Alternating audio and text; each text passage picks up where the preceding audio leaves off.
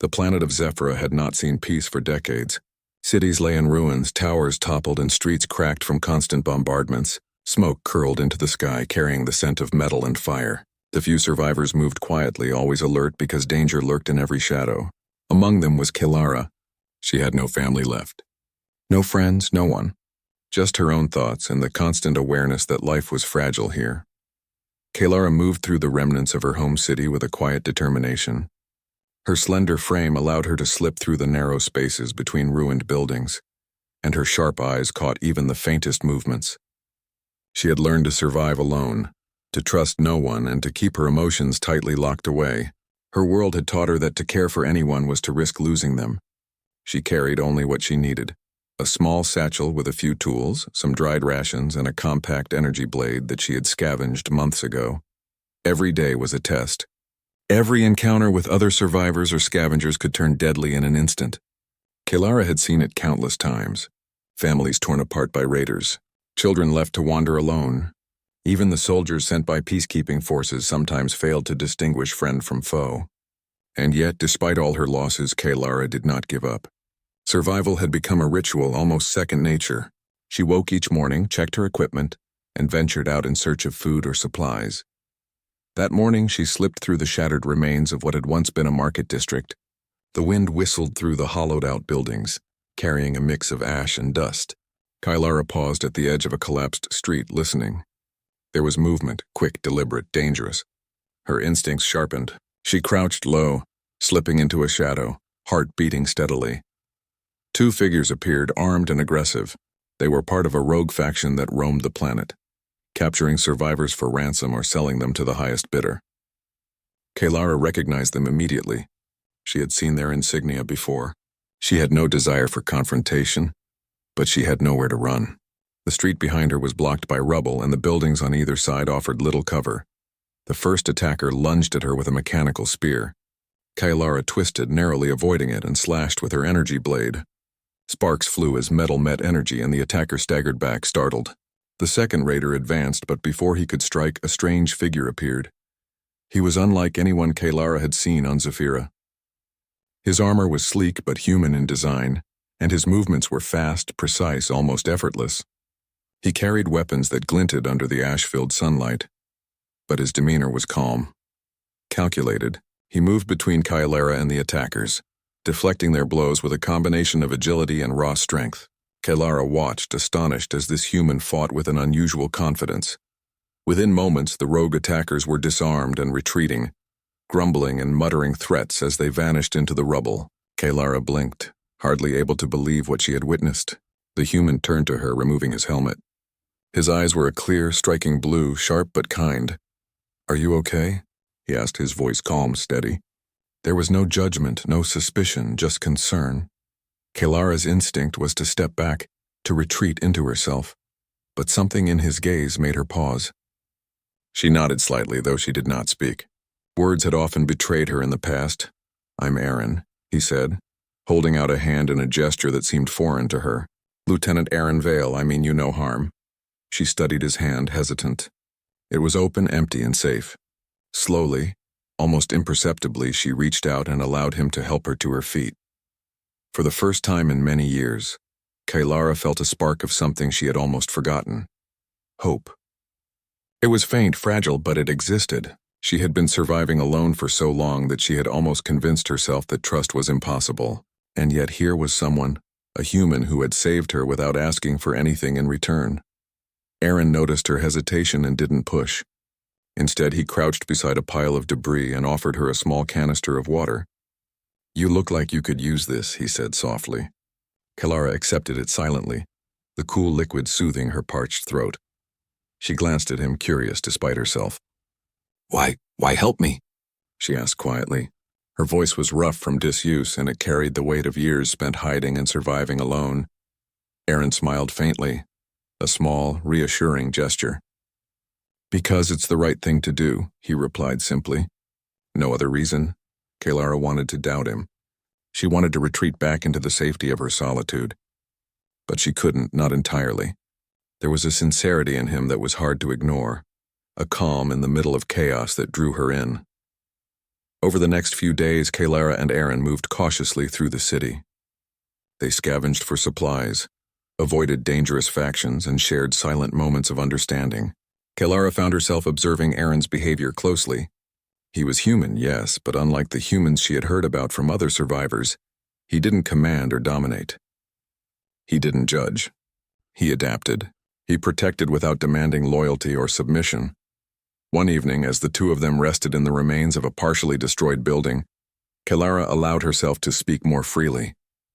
I lost everyone, she admitted, her voice barely above a whisper. The words felt heavy on her tongue, but she could not keep them inside anymore. Family, friends, gone. I thought I'd be alone forever. Aaron listened without interruption, his presence steady and reassuring. He didn't try to fix her, didn't offer empty words. He simply nodded, letting her know that her pain was seen, her grief acknowledged. You're not alone, he said finally, his voice calm. Not anymore. The weight of his words hit her harder than she expected. She had spent so long building walls around herself, convincing herself that trust was dangerous, that people would always betray her. And yet, here was a human offering something she had not experienced in years: safety, acceptance, companionship. Days turned into nights, and nights into days, as they moved through Zephyra together. Kaylara began to notice small things about Aaron: how he never wasted a moment when danger approached, how he improvised when supplies ran low, how he remained calm when others would panic. She began to rely on him in ways she had never allowed herself to rely on anyone. One morning, while navigating a narrow alley littered with broken machinery, Kaylara tripped over a piece of debris. Before she could even brace herself, Aaron was there, catching her effortlessly. She looked into his eyes, and for a moment she let go of her defenses. Thank you, she murmured, her voice soft, almost vulnerable. Aaron smiled gently. Always. The human's presence was becoming a constant comforting force in her life. Kaylara, who had once believed she could survive alone forever, began to understand that trust didn't have to be dangerous. It could be life-saving.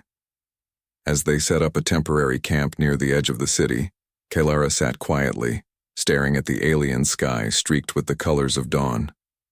She realized that for the first time in years, she wasn't thinking about how to survive alone. She was thinking about Aaron, about the possibility that maybe, just maybe, she didn't have to face the galaxy by herself anymore. The part ended with Kaylara sitting close to Aaron, sharing warmth beside the flickering remnants of a small fire. She felt a strange sense of safety, one she had not known in years. And as she drifted into a light sleep, she felt the first real spark of hope since she had lost everything. Maybe she had found someone to pull her out of the darkness. Elias woke before the twin suns had risen above the dusty horizon of Zera 7. The cold air stung his lungs, but he welcomed it, for it meant the day had begun, and with it, the chance to coax life back into his failing farm. Years of poor soil and mechanical failures had made farming on this planet a struggle that few humans could endure. But Elias refused to give up. Every morning he walked the cracked fields, checking each row of struggling crops, trying to find hope in the stubborn sprouts that clung to the red-brown earth. As he worked, the faint sound of footsteps approached. He looked up and saw a figure moving across the horizon, walking with purpose. She was unlike anyone he had ever seen in the colony. Her skin had a soft golden glow under the morning light, and her eyes shimmered with an intelligence and determination that immediately captured his attention. Her clothing was simple, worn from travel, but there was strength in her posture, a confidence that seemed to command the wind and the earth around her. When she came closer, she stopped and bowed slightly. "Human," she said, her voice firm but polite. "My name is Leora. I have traveled far because my children are starving. I will work your fields, feed them, and I will do all I can to help you." Elias froze. He had heard stories of alien travelers before, some friendly, some dangerous. But there was something in Leora's eyes that made him pause. She was desperate, yes, but not deceitful. There was honesty there, raw and unwavering. I don't know if I have enough food to spare," Elias said cautiously. "The last harvest was poor. Most of it barely feeds my own family." Leora's shoulders did not slump. Instead, she met his gaze steadily. "Then let us work together. I will earn every morsel you give me." He studied her for a long moment, torn between caution and empathy. The farm had been a struggle, and yet something told him that Leora could change that. Finally, he nodded. "Very well. You may stay. I'll give you what I can." The first day was slow. Leora moved through the fields with an energy and precision that Elias had never seen in any human or machine. She tilled the soil, planted seeds, and even helped repair some of his old irrigation equipment. Her movements were fluid, almost as if the soil responded to her touch, growing more fertile and alive with each step she took. Elias's children were curious but cautious. They watched Leora from a distance at first, unsure whether to trust her. But when she smiled at them and offered small lessons on how to care for the soil and water the young plants, their wariness melted away. They began to follow her around, eager to learn.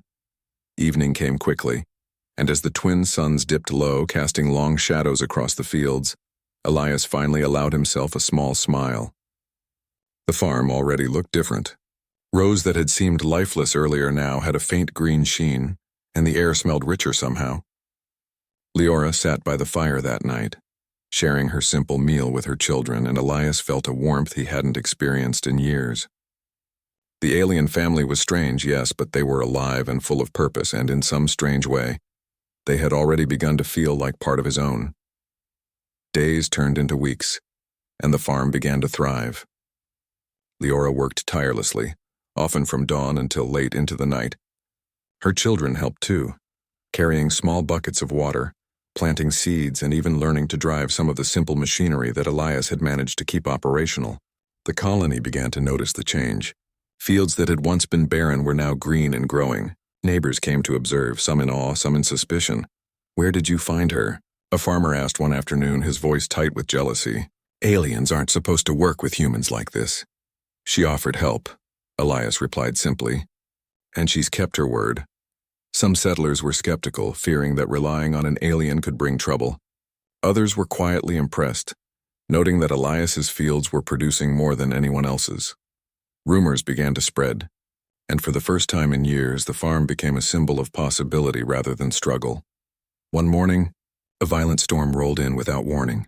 Dark clouds swallowed the twin suns, and howling winds tore through the colony. Elias and Leora fought to save the fields, holding down machinery, covering young plants, and securing irrigation channels. The storm was relentless, but together, they managed to protect most of the crops. When it finally passed, the damage was less severe than Elias had feared. "That was close," Elias said, breathing heavily, surveying the fields. "I don't know what I would have done without you." Leora wiped sweat from her brow.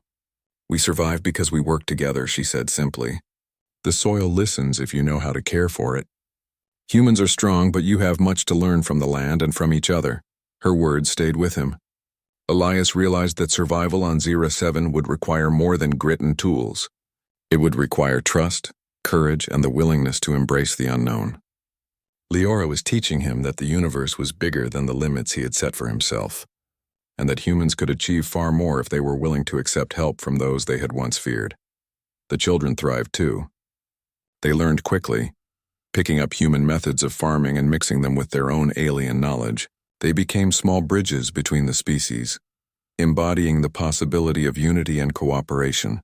Elias watched them often, amazed at their energy and cleverness. They reminded him that life in all forms was resilient, and that hope could grow even in the harshest of worlds. As the days went by, the bond between Elias and Leora grew stronger.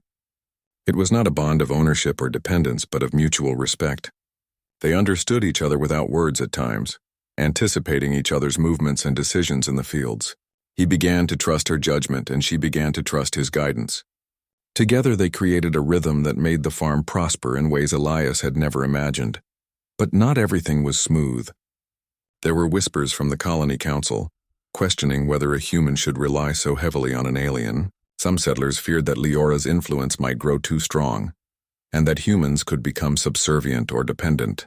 Elias ignored the gossip, focusing on what he knew to be true. With Leora's help, they could survive, and even thrive, in a world that had once seemed unforgiving. One evening, as the twin suns set and painted the horizon with shades of orange and gold, Leora approached Elias. "You have a gift," she said softly. "You see what others cannot. You see potential where others see failure. Elias shook his head. It is not me alone. You and your children. You make this possible, she smiled. Perhaps, but humans have a stubborn strength. You will see if we continue like this, your land will bloom more than anyone could have imagined.